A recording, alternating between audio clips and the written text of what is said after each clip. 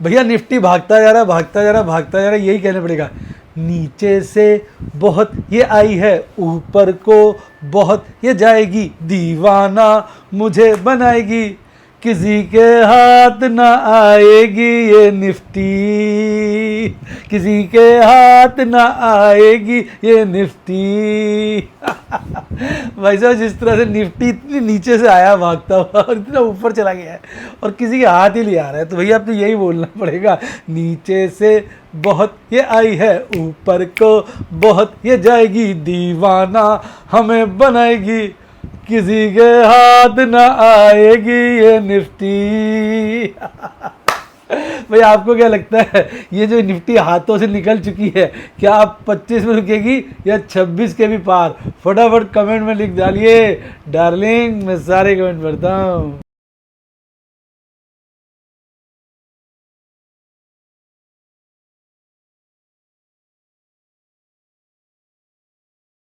Share बाजार में assured या गारंटीड प्रॉफिट की उम्मीद नहीं रखनी चाहिए, या कभी भी किसी भी वक्त कोई भी अनएक्सपेक्टेड इवेंट की वजह से बहुत बड़ा घाटा हो सकता है, जिसके चलते आदमी की सारी पूंजी तबाह हो सकती है और वो फेल भी हो सकता है। शेयर बाजार बहुत ही खतरनाक जगह है, यहाँ एक भूल ही फाइनेंशियल तबाही के लिए काफ़ी है।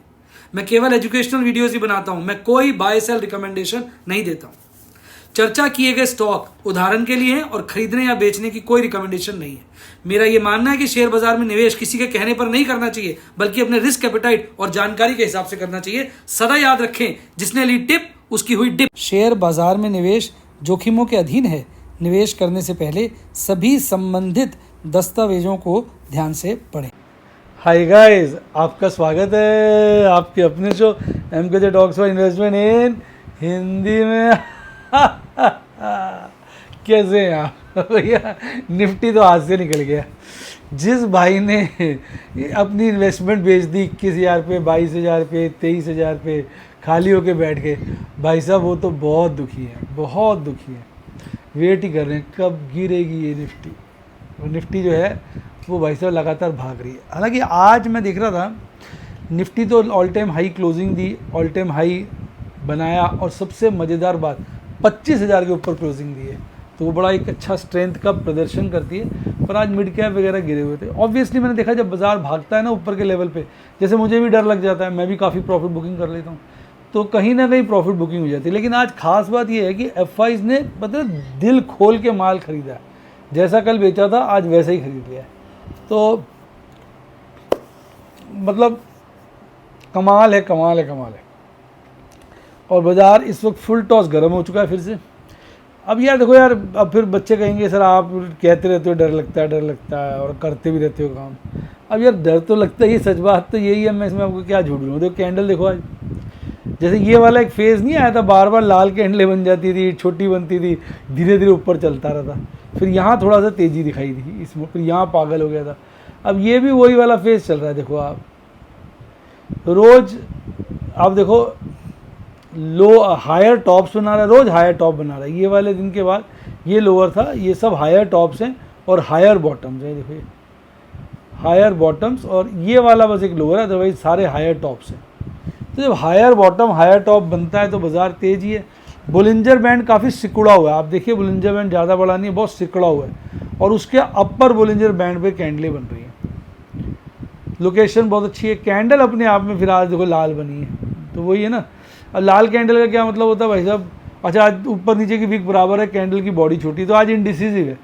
लाइफ टाइम हाई तो बना दी, फिर सोच रही है जाऊँ कि नहीं जाऊँ, नीचे आ जाऊँ, ऊपर आ जाऊँ, इसे इनडिसिसिव डोजी भी खाते हैं। हालांकि थोड़ी बॉडी इसकी है आज, बाकी अदरवाइज़ अगर आप देखेंगे सारे इंडिकेटर्स के ऊपर, चाहे वो मूविंग एवरेज ले लो, बोलिंजर बैंड ले लो, चाहे MACD चार्ट ले लो, देखो अब यहाँ तो बस ख़त्म ही है समझो। ये तो आपका बियरिश क्रॉसओवर, बुलिश क्रॉसओवर बनने को तैयार है, RSI 70 के पार है, यानी सारे इंडिकेटर्स इस वक्त बहुत ज़्यादा पॉजिटिव हैं। और बाज़ार ने आज मूवमेंट कैसा दिखाया वो देखिए आप, जो बार बार रोज़ बन रहा है, मैं आपको दिखाता हूँ, ये ऐसे बनता है। यानी ऊपर गर्मी होती है ज़्यादा, जैसे सुबह के वक्त वो, मैंने कल भी एग्जाम्पल पर, कल तो मैं बना नहीं पाया था, मैं मेहंदीपुर बालाजी चला गया था, और देखिए कल मेहंदीपुर बालाजी किया और आज 25,000 कट गए। ये है बाबा की कृपा। आप मानते हैं कि नहीं मानते, कमेंट में जरूर लिखिएगा। तो एक बार मेरे साथ सभी बोलेंगे मेहंदीपुर बालाजी की जय। तो भैया मज़ा आ गया था। कल बहुत ज़बरदस्त बारिश हुई, मैं बताना भूल गया, इतनी बारिश हुई वहाँ पर घुटनों के थोड़ा नीचे तक पानी भर गया। फिर भी हम अपना चलते रहे अपना मंदिर के दर्शन करके आए। पहले राम मंदिर में खड़े रहे, फिर बारिश थोड़ी रुकी और दर्शन कल बहुत ज़बरदस्त हुए। पिछली बार जब मैं मेहंदीपुर बालाजी गया था तो दर्शन मैंने थोड़ी क्विकली हो गए थे, मैं फर्स्ट टाइम गया था तो मतलब थोड़ी सी ऐसे आत्मा तृप्त नहीं हुई थी, अतृप्त रह गई थी। और इस कल जो गए उसमें तृप्त हो गए। मैडम को भी अपने साथ खड़े हो गए, अच्छे से मैंने बालाजी के दर्शन कराया, बताया देखिए उनकी आंखें सारी याद नहीं आपको। फिर उसके बाद जो है भैरव बाबा के भी कराए, उसके बाद प्रेतराज बाबा के भी करा दिए। वो सारे दर्शन इतने बढ़िया, इतने अच्छे से हो गए, मैं बता नहीं सकता, बहुत ही आनंद आया। और फिर जब वापसी पे आए तो भाई साहब मुंबई एक्सप्रेस वे ज़बरदस्त बारिश, मैडम डर रही है यार, तो कुछ दिखाई नहीं दे रहा। मतलब 120 की स्पीड अलाउड है, हम 60 की स्पीड पे गाड़ी चला के लाए, थोड़ा टाइम ज़्यादा लगा। हालांकि मैं 10 बजे आया था घर पे, फिर मैं वीडियो बना नहीं पाया, 10 के बाद ही आया था, लेट हो गए, 10:15 साढ़े 10 आए थे, फिर वीडियो बना नहीं पाया। तो अब वही बाजार में मतलब परसों मैंने कहा था कि खुलता ऊपर है, फिर सारा दिन ढीला रहता है। हालांकि 24,951 पे बंद हुआ, 25,000 के ऊपर खुला, 24,956 का इसके जस्ट ऊपर का पीक बनाया, 25,078 का लाइफ टाइम हाई बॉटम बनाया यहाँ पर, 25,078 का लाइफ टाइम हाई शुरुआती दौर में बना लिया और फिर बॉटम तो 2 बार टेस्ट करने की कोशिश करी और अल्टीमेटली रिकवर करके 25,000 के ऊपर ही बंद हुआ, 60 पॉइंट बढ़कर 0.25% की तेज़ी के साथ। ओवरऑल अच्छी परफॉर्मेंस बाजार में रही इंडेक्स की। अच्छा, आज परफॉर्मर्स कौन थे? आज सरकारी क्षेत्र के शेयर ज़्यादा भागे हुए थे, जैसे पावर ग्रिड, कोल इंडिया, ONGC गोली हुए थे। Doctor Reddy lab, Shriram finance, Maruti, NTPC भी अच्छे टॉप परफॉर्मर्स थे। मारुति के नतीजे भी बड़े अच्छे आए हैं। गिरने वालों में सबसे आगे M&M, hero motor Corp, Tata steel, SBI या टाटा मोटर की भी फूक निकली हुई थी, बजाज फिनसर्व, लार्सन। आज ने लाइफ टाइम हाई बनाया था टाटा मोटर ने मेरे ख्याल सुबह, उसके बाद ढीला पड़ गया है सारा दिन। तो इसके तो हमने चर्चा कर ली।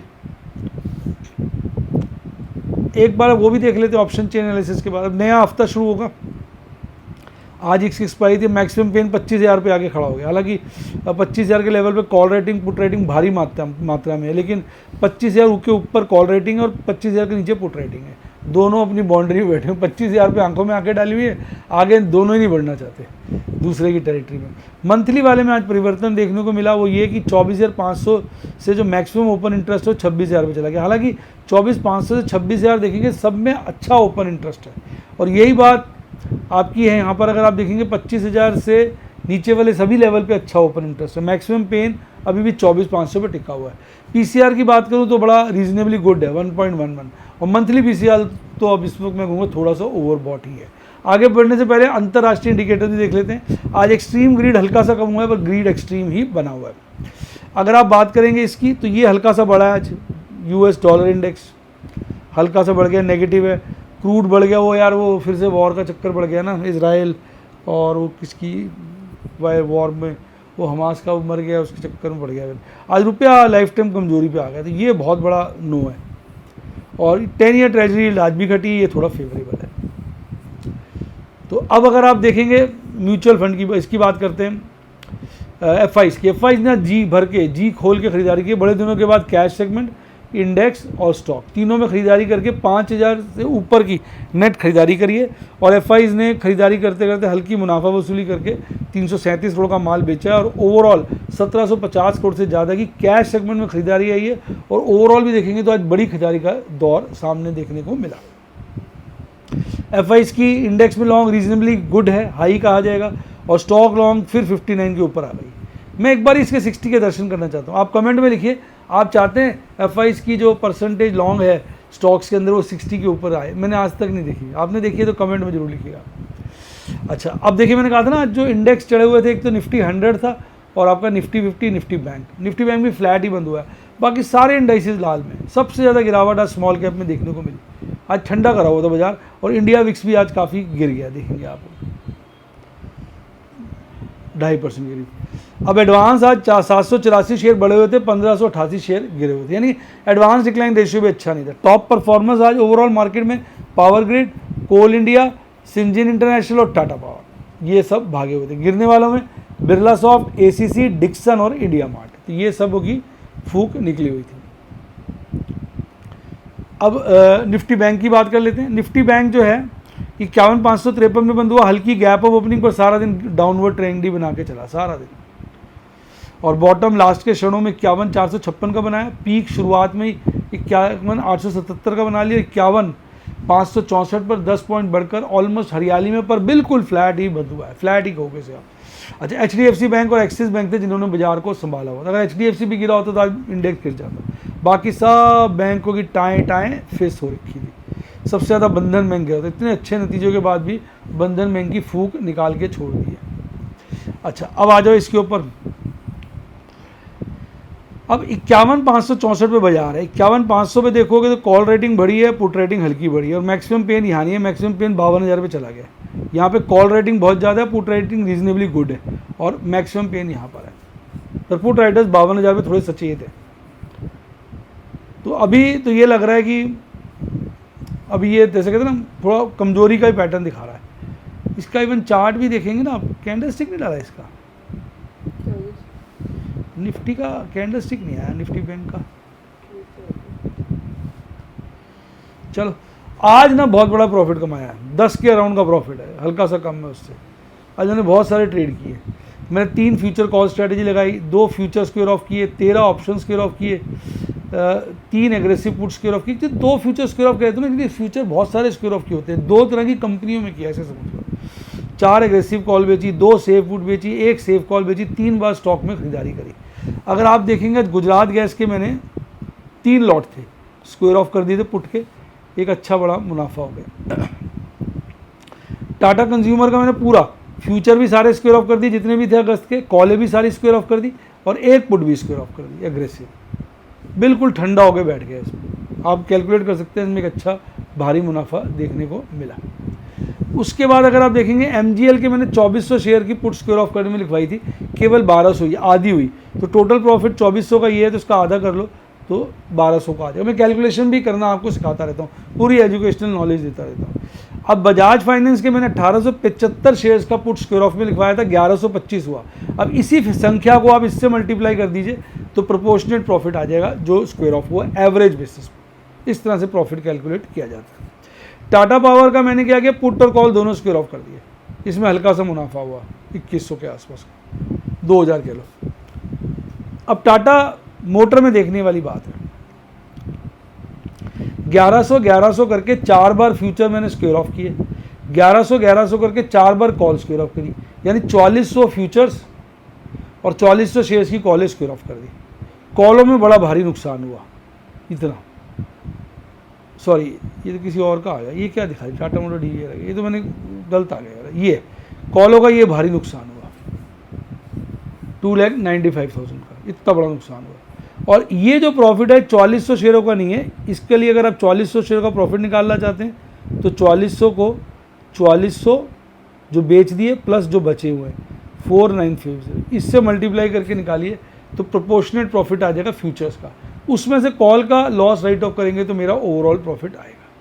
तो ये थी सारी आज की मैंने आपको जो स्टोरी है बताई। तो भैया देखो, ऐसा है, शेयर बाज़ार ने रिस्क की जगह है। आप सोचो मस्ती वाली जगह है, मस्ती से इसमें पैसे कमा लेंगे, ऐसा नहीं है। इसमें सीखना ज़रूरी है, रिस्क रिवॉर्ड मैनेज करना। अब इतनी दिक्कत आ रही है आजकल, एक तरफ मार्जिन में थोड़ा सा मैं देख रहा हूँ प्रेशर आ गया, मार्जिन हल्के फुल्के बढ़े हैं। दूसरा, आप जैसे प्रॉफिट बुकिंग तो कर ली तो बड़ा टैक्स देना पड़ेगा, मार्जिन के लिए पैसा चाहिए, टैक्स देने के लिए पैसा चाहिए। कमा तो रहे हैं पर वो शेयर मार्केट में री इन्वेस्ट हो जाता है। अब मुझे शेयर बेचने पड़ेंगे या कुछ करना पड़ेगा जिससे कैश अरेंज करना पड़ेगा फॉर पेइंग टैक्स, क्योंकि अगले महीने टैक्स की जिम्मेवारी आ रही है। भाई लगभग 1/3 तो टैक्स ही चला जाता है जो हम कमाते हैं, 1/3 से ज़्यादा ही चला जाता है, और भी तो दुनिया भर के चार्जेस हैं। तो ये थोड़ा सा प्रॉब्लम आता है, जब बहुत टैक्सेस हाई हो जाते हैं तो ये समस्या आती है कि आप कमा तो लेते हो पर वो जो पैसा री इन्वेस्ट होना होता है वो फिर उसमें से एक 1/3 पोर्शन तो मतलब जो भी आपका प्रॉफिट का बड़ा हिस्सा टैक्स में चला जाता है। और जैसे LTCG बढ़ गया, शॉर्ट टर्म बढ़ गया तो थोड़ी समस्याएं बढ़ गई, पर ठीक है, अब कर क्या सकते हैं, जो नियम है उनको तो फॉलो करना पड़ेगा ना। तो अगर आप सीखना चाहते हैं, मैं बाय सेल रिकमेंडेशन ही देता हूँ, सीखना चाहते हैं मेरे व्हाट्सएप के स्टूडेंट बनिए, 7011-323-077 7011-323-077 पे मेरी टीम को कॉल करिए, या व्हाट्सएप यूट्यूब पे भी मेंबरशिप सेक्शन में जाके बन सकते हैं। डीमैट अकाउंट खुलवाना तो लिंक डिस्क्रिप्शन बॉक्स में, और टेलीग्राम का लिंक भी डिस्क्रिप्शन बॉक्स में। इसी के साथ साथ bye, God bless you, happy news, और आप स्टॉक मार्केट के बेताज बादशाह बने।